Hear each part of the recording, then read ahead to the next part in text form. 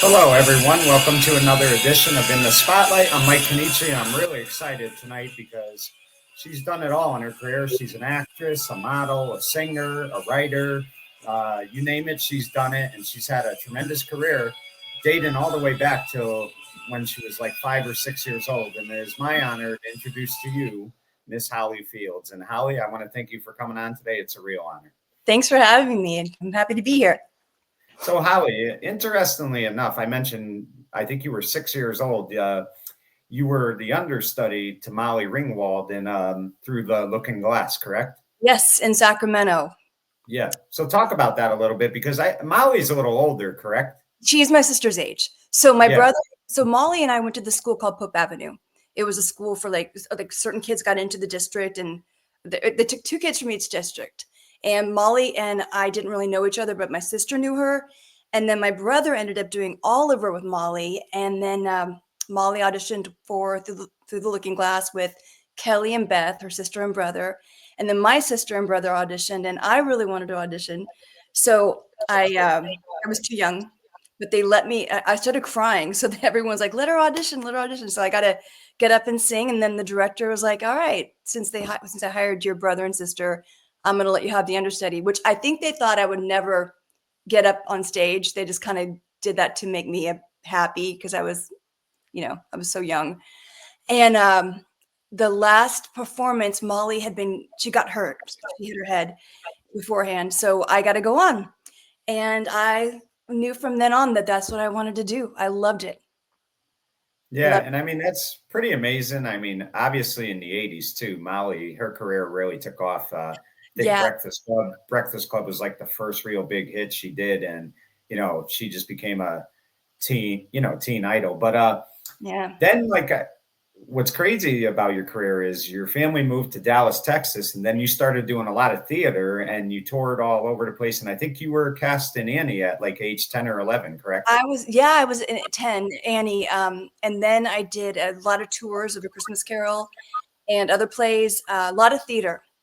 I did tons of theater. And then my theater agent said, "Hey, there's some commercial auditions. Do you want to audition for a commercial?" And I said, "Okay." And I did, and I got it.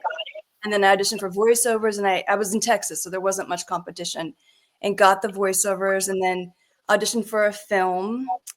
And I just started working. And then Molly's dad was really awesome, and Bob Ringwald. And so he was helping my mom, and he kept saying, "Get her out to LA because she loves it." And my mom and dad didn't want me to come to LA, but I wanted to. So I went out to LA for pilot season, and I got lucky, and I booked my first pilot with called Fort Figueroa, directed by Luis Valdez and Anne With Hayes. Charlie Hayde, right? He was Yeah, it he was was my dad. Rainbow on the Hill Street Blues. Yeah, yeah, Yeah. But yeah. most people remember, but yeah, he was great. And got to film that. I think it was at Warner Brothers, and it was incredible. And then I auditioned for Communion with Christopher Guest, and then I auditioned for Christopher Walken.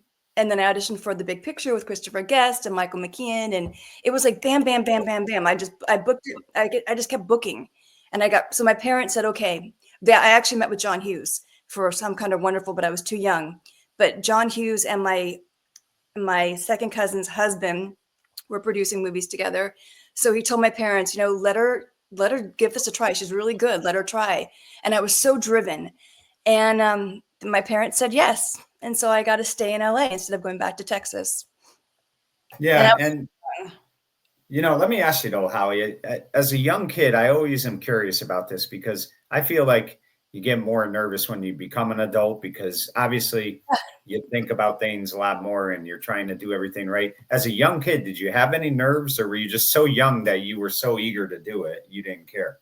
I was so eager to do it. I was a little too much, I think, for auditions. I'd walk in like I was running in the room. I remember I was up for the pilot of Married with Children, and they told me, "Don't go in the room so strong." So, yeah, I had no nerves whatsoever. It wasn't until later I got anxiety. When I was doing the OC, actually, that was the first time I was ever on a show where I was anxious and scared. So I think because my parents loved the show so much and my hairdresser loved it. So. And OC was a popular show, obviously, but I think by then you were like 26 or 27. So it just goes to show Yeah. that it doesn't matter what your age is. I mean, the nerves are always there, but it's good to have nerves because it shows that you really want to do the best you That can. you care. Exactly. I cared, and I still care. I mean, I quit on camera for a while because I did get anxiety, and also the voiceover world just took off for me, thank God. And I prefer to be behind the scenes rather than on camera because that makes me nervous. I pick myself apart. So I started working on Shrek and Star Wars, and that was my like dream come true. So working on Star Wars, and then I love Shrek. I mean, Cameron Diaz was one of my favorite actresses, and getting to voice Princess Fiona for over 20 something years has been incredible. So I kind of put on camera on the back burner for a while. You know, Holly, it's funny. When I was a kid and when you were a kid, Jordache jeans were very popular. And Yeah. if I remember, you also did commercials for that. You advertised for it. I'm So talk about that gonna part of it, though, Holly, because I think any big actor always starts doing commercials, you know, to really get their feet wet. I mean, you can, you know, it's never a bad thing to do them. I remember, you know, you would see like different Don Most, he would do a McDonald's commercial, you know, Yeah. things like that. So, I mean, talk about doing those commercials because that had to be a lot of fun. Oh my gosh, I can't believe you brought that up. I forgot I did that. Yeah, I've done a lot of commercials. I did Jordache Jeans back in Texas. Hold on, I've got a dog that wants up here. Jordache Jeans in Texas. Did a lot of modeling in Texas when I was a little girl. A lot of catalog and Bloomingdale's, and did an album back there. But then I came to LA and I did a big commercial for Pepsi with Madonna. Yeah. That was huge. And then I did one with Michael J. Fox for Lay's potato chips, James Earl Jones for Paxville. I used to do a lot of commercials because I was that And, kid with personality. you Too know, much. you mentioned Madonna too, Holly. And here's the thing that had to really make you think you're making it in your career because it wasn't like her team picked you for that commercial. She handpicked you. Yes. And Yes. if you remember that there was a lot of controversy back then about that commercial. Madonna took quite the pounding from the media, which the media loves to do that. But Yeah. just talk about what that had to be like for you because Madonna was the most famous female singer at the time. What was that like being chosen by her? You know, it's one thing her team, but she saw something in you and said, I want this person. Yeah, it was Joe Pitka was the director, and I had been dancing a lot over at Debbie Reynolds' dance studio, so I saw Madonna a lot. I never talked with her, but I was afraid of her. But so when we did the commercial, yeah, I remember the audition. They made us hold the basketball and bounce it and talk to the camera, and I liked to talk back. I would talk, and I had attitude, and she liked that. And so she hired the kids for the commercial, and I think Stephen Dorff was in it. A lot of kid actors were in it that became famous, and she was really cool to work with. We were working on it for, I think that one was 2 days, and she danced with us at lunch. And they told all of us, do not, whatever you guys do, don't eat the candy on set, and do not talk to Madonna. So in walks Madonna, like after that, and she stands right next to me, and I'm up against the counter on set, and there's candy right here, those little suckers that are like the triangle ones. And she took one. And she's like, "Hey, do you want one?" And I'm like, all I remember is you can't talk to her and you can't eat the candy.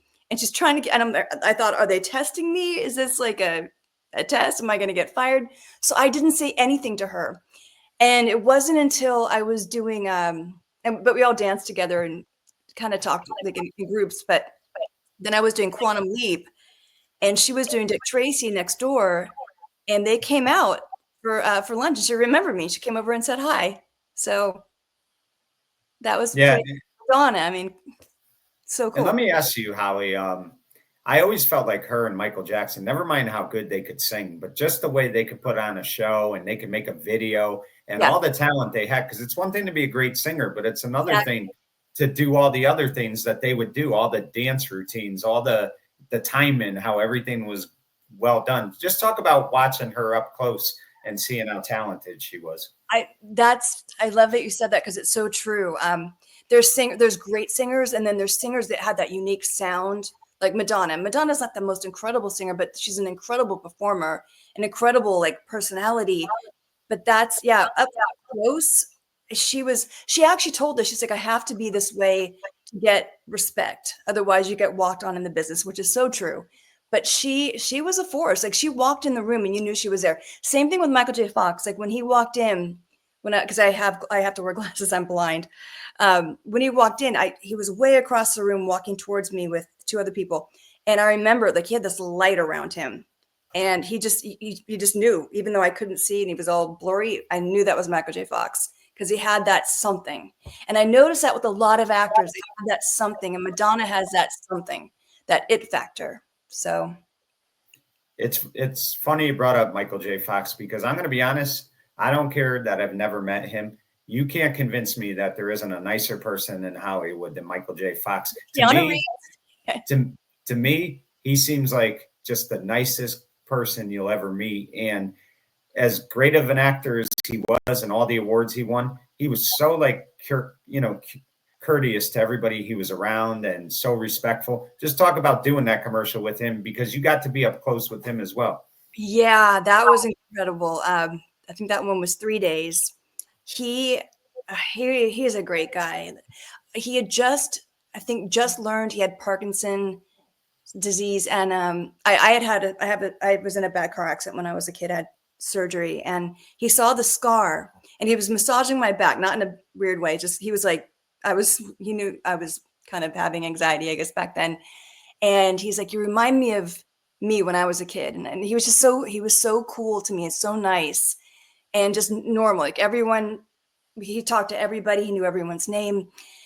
And he said to me, so what you went through with your surgery, how did that change you for the better? And I remember that was the first time I ever thought of it as a good thing, because I always thought there was something wrong with me because I had the surgery in my back. I broke my back. And after that, he's like, what are you going to take from that? What did you learn from that experience? That's positive. So I thought that was pretty cool. Yeah, I mean, really is. And Holly, you mentioned earlier about Married with Children, but another Fox comedy that really helped put Fox on the map was It's a Garry Shandling Show. And you got to work on that show a couple times. And just talk about that because Garry was a very talented person as well. And, I think that when you're a young kid like that and you get those opportunities to work with people like that, you not only get that once in a lifetime chance, but you also get to learn. And that's always the best part about it is you get to learn how they work and things like that. Yes. That's the thing I actually loved. And I knew that as a kid. I was a weird kid. Like I was always wanting to sit with the director and watch from the director's perspective. And some directors actually let me direct some of the scenes. Sorry, I've got a dog coughing next to me. She's sick. She's 17. So Garry Shandling was incredible. We all sang on that episode. And hold on. Can you give me 1 second? Yeah, no problem. Yep. Sorry. Yeah, no worries at all. I have this. If I put her in the other room, she'll start barking and just give her something. There we go. Yeah, Garry Shandling, he was amazing. He was so nice. He cast us all. He cast me as well. And yeah, he just kind of, I just learned from everybody. I mean, everyone I work with, like Burt Reynolds was one that taught me a lot too. Never question yourself. He would always tell me, and Burt Reynolds he taught me the most. I loved him so much. I did the show Evening Shade with him. And there's a lot of actors that I've worked with. And the funny thing is, I was thinking about that the other day. There's not one actor I've worked with that was a jerk. Like there was maybe one, but 99% of them, I won't say who, 99% of them were incredible. I was like everyone, even Madonna was nice to work with. The nicest one I think though was Scott Bakula. Yeah, and I've always heard that about him. And I mean, of course, he was the star of Quantum Leap. He was on Murphy Brown, just a great actor. Yeah. But Holly, speaking of Garry Shandling, it's also where you met Joey Carbone, and he kind of produced your album with the all-girl band Zoom. Talk about that because I mean, people forget you're not just a good actress, good theater performer, but you're also an exceptional singer. So just talk about your music career as well. Thank you. I appreciate that. Well, I met Joey Carbone on the Garry Shandling show, and he said, "Do you want to get a record deal?" And I had done a lot of singing in Texas, and I did a lot of theater, and a lot of jingle singing. And I said, yeah, but I never want to be the center of attention. Like, I love acting because you're getting to portray a different character. So when it came to singing and I'd have to be in the center, and that, I didn't like that. So I said, can I get some girls together and we can do harmony? Because I love harmonies. And he said, sure. So I got 3 of my other friends together and we brought it to Joey, and we got a record deal within a week. So we got to tour Japan, and that was amazing. Right. And the thing of it is, Holly, explain to me, we talked about Madonna earlier, but explain to me not just the singing part of it. You have to, when you're out there on stage, you want the audience to also see that, you're into it, that you're entertaining them as well. So you have to like perform a certain way when you're out there. You can't just sing and be like this. You have to really like kind of get into the music. So just talk about the tricks of, having a great show when you're out there.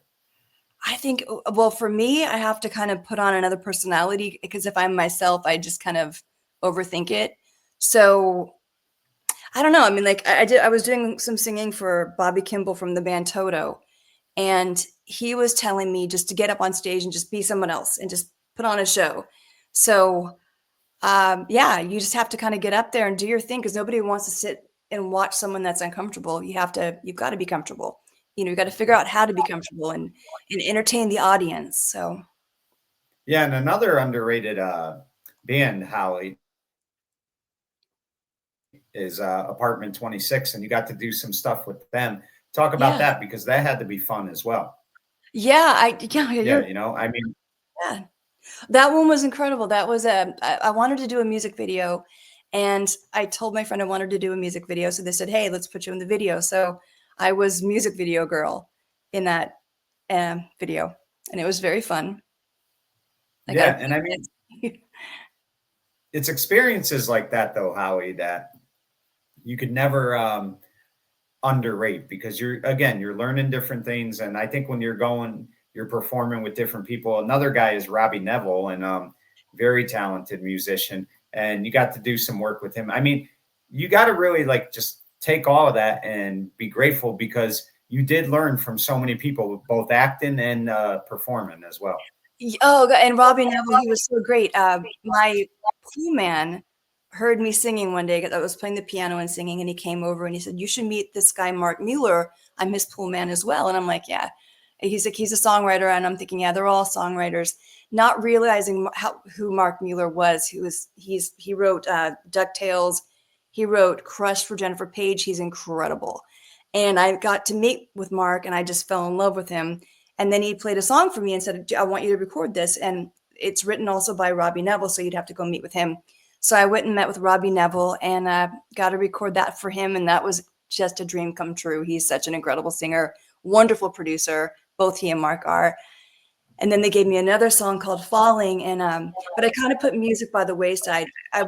People kept trying to get me to sing, and I did a lot of songs for movies like Still Life with Corey Haim. I got to do like 3 songs for that, and Roller Games, and I do a lot of singing for Shrek. But it was always singing was always kind of like the second thing I wanted to do. Acting was the thing I really wanted to do. Right. You also toured for 2 years doing A Christmas Carol, and that, again, I mean, that had to be so exciting to do. So talk about that a little bit. Yes, I played Francis Cratchit one year, then I played Tiny Tim the next year. And yeah, my brother and sister got a tour as well, and my mom got to be in it too. And we just toured all over the United States, and I thought it was the best. As an adult now, I'm like, that's the best learning experience for a kid, because you're getting out and getting to see all the places that you're reading about in school. So I got to go to all the different states and see the capitals and all the cool things that each state is known for. And it was an incredible experience. I remember getting on the bus with all the cast and driving from state to state and meeting all these amazing people all around the United States. I loved it.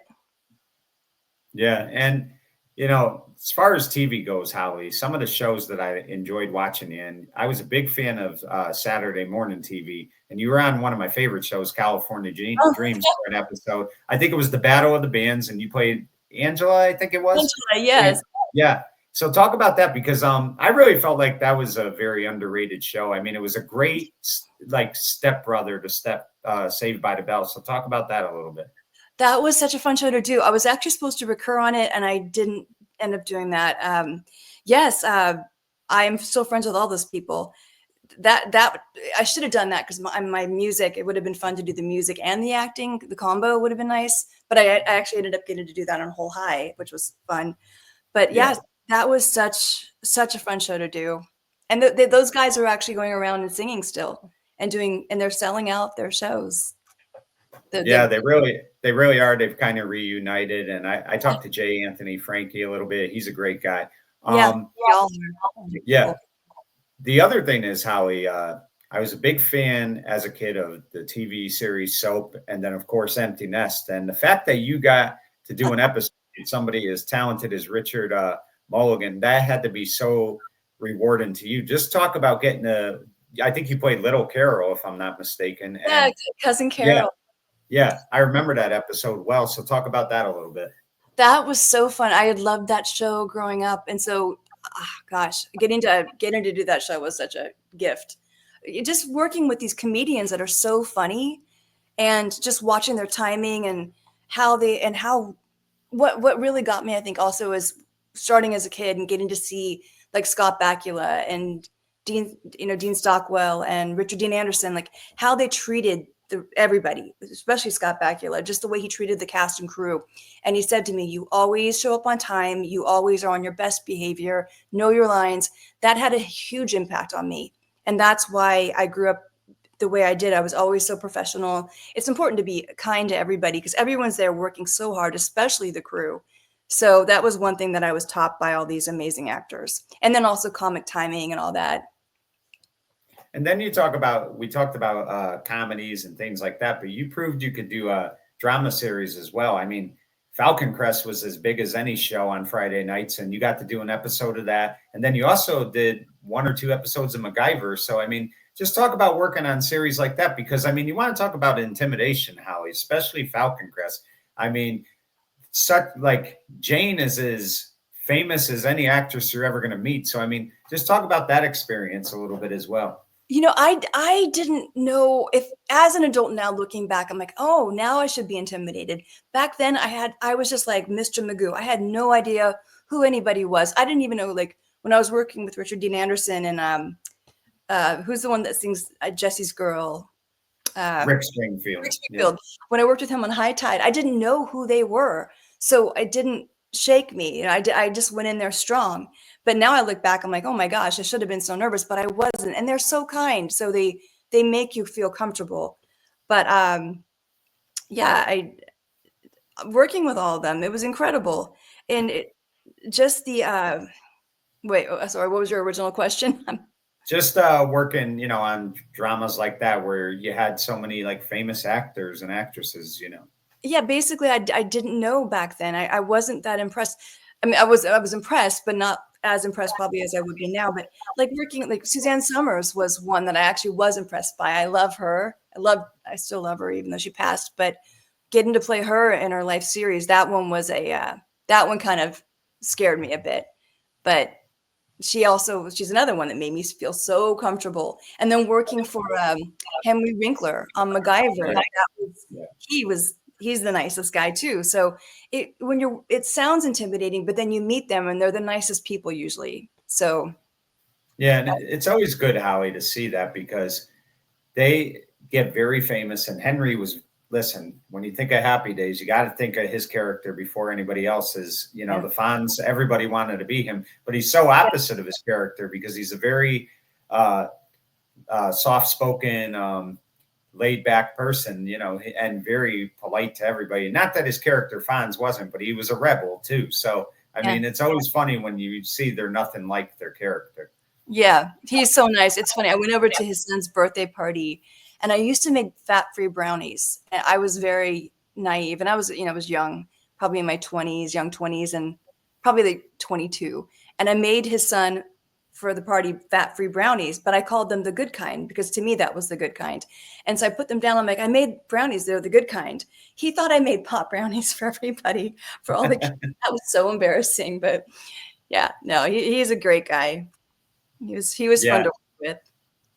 Yeah. And Howie, I think any person that starts out as well, I mentioned you did commercials, but I have seen so many actors and actresses who have went on to do big things, but they kind of always got their foot in the door as well with the ABC after school specials. And you were on an episode once. It was called The Day My Kid Went Punk. And I think you played a character, Lisa. Yes. Just talk about that a little bit, because those after school specials were a lot of fun to watch. Yeah, that was a great one. It was with Jay Underwood, who I loved in The Boy Who Could Fly, and Bernie Capel from Love Boat. I think Gloria Loring, an amazing cast. And yeah, I had to learn how to play violin for that one. So I took like a few hours to learn that song I still can play it actually. So I could fake the violin and make it look real. That was a fun one. And working with Jay was great. And Bernie Capel. The funny thing is, I have a funny story actually, is I was on the show Dallas, which is not on my IMDb, but I did Dallas as a little kid because I was living in Dallas. And Ken Kercheval was the nicest guy. And he came over. Yeah. And so he came over to talk to me because I was like probably 10, 11, I'm not sure, really young.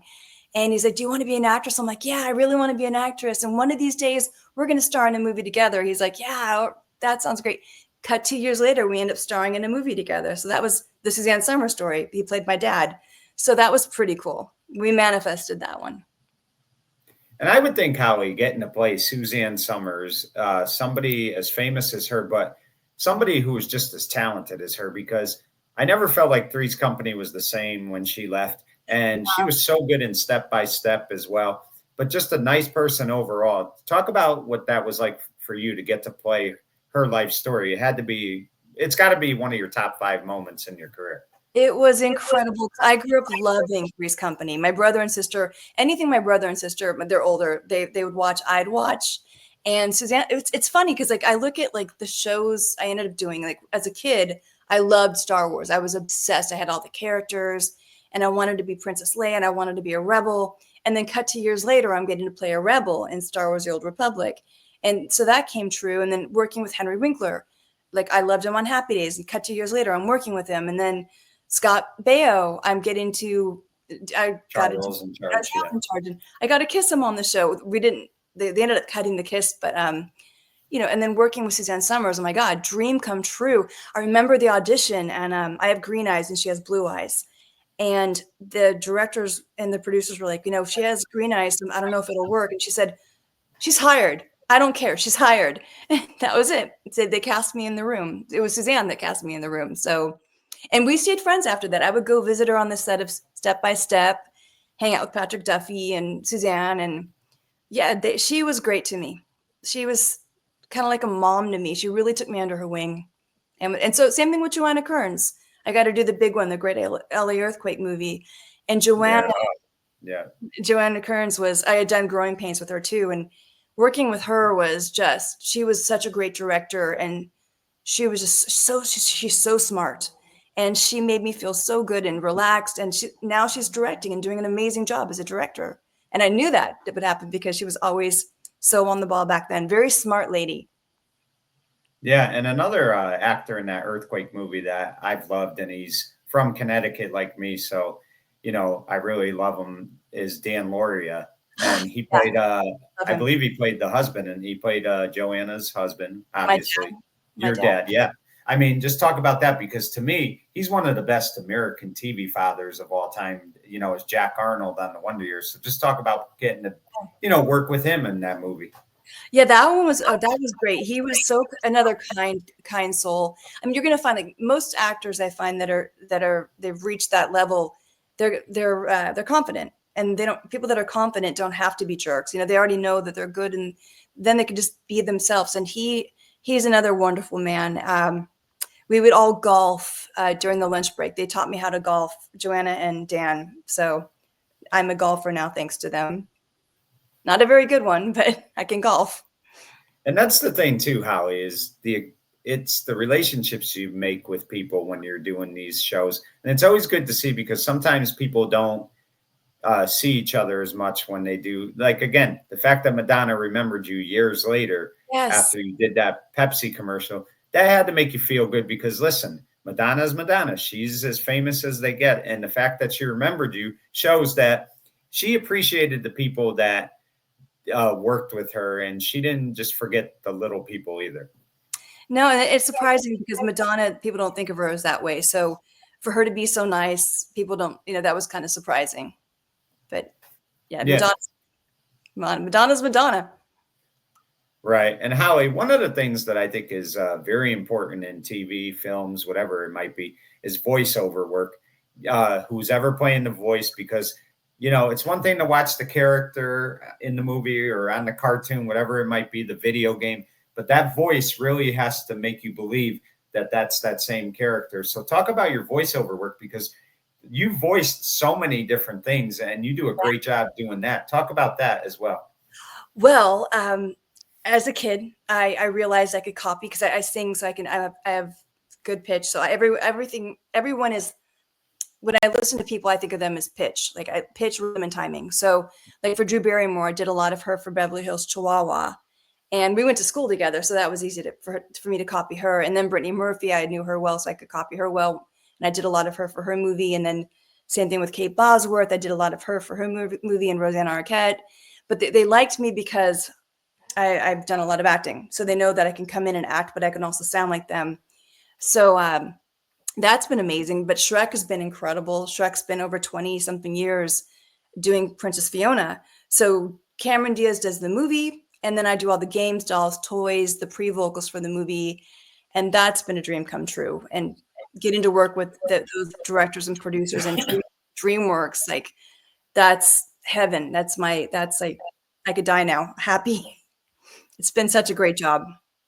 Yeah, and that's really cool too, though, Howie, that you could, and I think at a young age you realize that you could sound like different people and sound Yeah. like their voices. And I think of the guy from Full House, David Courier. I'm probably saying his last name wrong, but he played Joey. He could I do love Barney Rubble. Yeah, he could do Barney Rubble. He could do all those voices. So I mean, that's got to be something that is so cool to do, because I'm thinking about this. Like you could do Jennifer Love Hewitt's voice, and I mean, hers just sounds natural. Like you wouldn't think it's a voice you could really imitate, and then you could do that, and you could do Britney Spears' voice, and you could do Gwen Stefani. So I'm thinking to myself too, man, I wonder if she could sing like her, because I mean, that's just unbelievable that you have that talent like that. I mean, that gives you such an advantage to play different things. Yeah, that's the thing. Is like it. I knew. I think I was like probably 10 years old when I realized I could copy voices. And I told my mom I could sound like that person, and she was like, "Yeah, sure." So finding out, it wasn't until when I auditioned for Shrek that I realized I could sound like people. And then, like for sure, like I knew as a kid I could kind of do it, but my mom pushed it away, so I kind of pushed it away too. But my agent's assistant kept saying, "You sound like Cameron Diaz. You need to audition. They're trying to find someone to do all the games because she's too busy." Cameron Diaz was too busy. So I was like, yeah, I don't think I can do it, but I'll try. So I went in and I got it. And then I loved Cameron Diaz. So I knew how her personality comes across. I could copy that. That's one part of it, is you have to know how their essence is. And then I auditioned again and got it, and then again and again. And I think it was the fourth time Cameron Diaz said, because she had to approve each time, she said, "That's the same girl. Let's hire her for good." And so thanks to Cameron Diaz, I got kind of signed under contract for DreamWorks, getting to do that. And then they found out I could sing, and then they started giving me the singing jobs for that as well. And got to do the Disneyland parade as Princess Fiona. That was awesome. So, but it's been fun. And now, have you been able to interact with Cameron at all? I mean, I would think if you're doing her voice, you've had to have a few interactions with her, correct? We met when I was doing Touched by an Angel in Utah, and Which I love too, by the way. such a good show.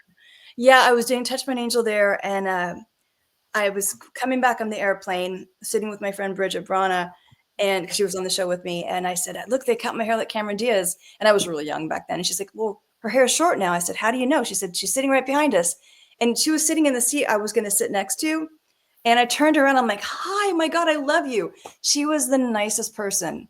And she had her cat with her, little man, this little black cat. And she was wonderful. And she came to find me at the airport to say goodbye. So yeah, I did get to meet her. And she's just stunning in person. Her eyes are so sparkly blue and really kind. And like all of them, like even Drew Barrymore, is incredible too. I got to do a lot of her voice, and Yeah. she's great. And yeah, it's nice to do the voice. It's nice to do voices of people you really respect. Yeah. And Howie, I think about this now with the creativity and the opportunities you have with different podcasts.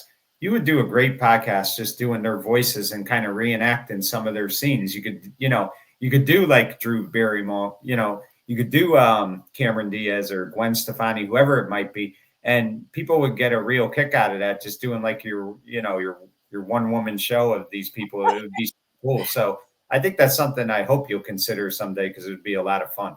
If you produce it with me, I'll do it. Yeah, I would love to. But let me ask you, Howie, let me ask you this. You've pretty much worked for decades and you've seen the changes in TV and film because it has evolved, it has changed. When you first started doing TV, cable boxes were just coming into play. I mean, there was still the 14 channels and you didn't have a remote control. And now, like in 2025, you see the technology the way it is. So you've had to kind of evolve and move with the change of times.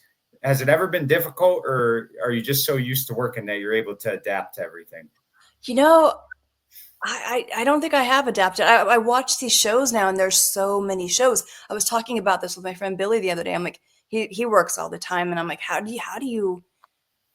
There's so many shows, and it's weird because a lot of my friends that have worked their whole lives aren't working, and but there's so many shows, way more shows than normal. Like I remember when I was a kid, there was like Silver Spoons and Different Strokes and like one other show on that night. And it wasn't like now where there's like billions of shows and you have to make up your mind. And Yeah. yeah, it's different. It's changed. It's changed. I don't think I've really adapted. I just audition for whatever they tell me to audition for. I go to do my job and then I go home and as a kid, I would go home and play soccer or go to gymnastics or go to dance class or singing, whatever. I never really watched TV. I never watched what I did either. So yeah, I think that's hard for an actress because yeah, you watching yourself, there's little things you see and you get annoyed with because who likes watching or hearing themselves? Nobody really does. yeah. Well, let me ask you this, Howie. Of everything you've done in your career, what is the thing you've enjoyed the most if you had to pick one thing? Oh God, there's so many.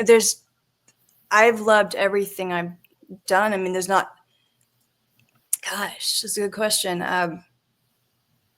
Well, I did a show called Sunday Funnies with Jennifer Aniston. I was up for Married with Children for the daughter. They wanted to go younger-ish, and the son was going to be older. They weren't sure which direction they wanted to go, so they were so nice, and they didn't cast me as the daughter. They cast this girl named Timmy Casberry, and then they ended up reshooting it with Christina Applegate. But they put me on the show, just a small part. But then they gave me the spinoff with Jennifer Aniston, and that show was amazing because it started off on the Sunday paper and then came to life, and we each got to play all these different roles.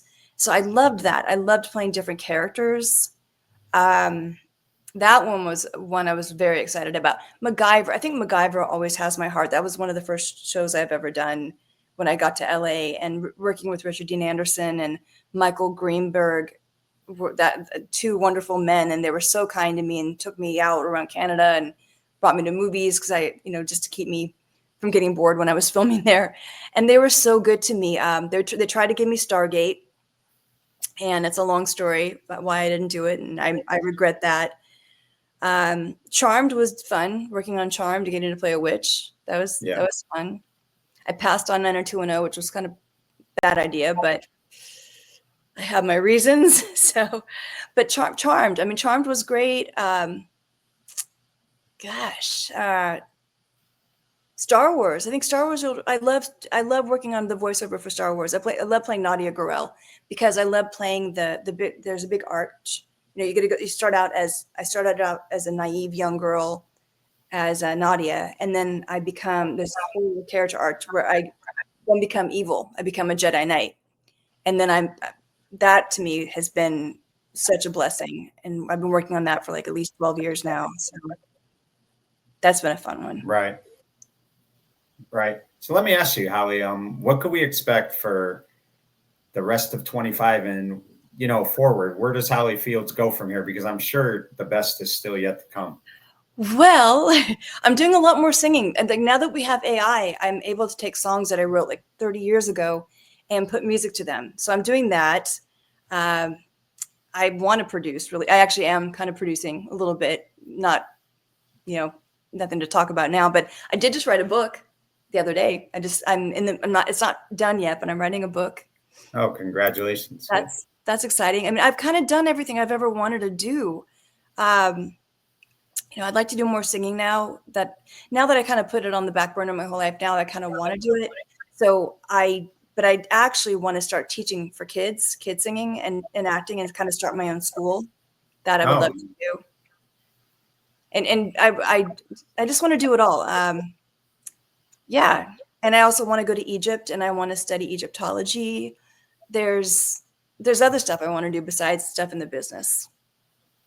Right.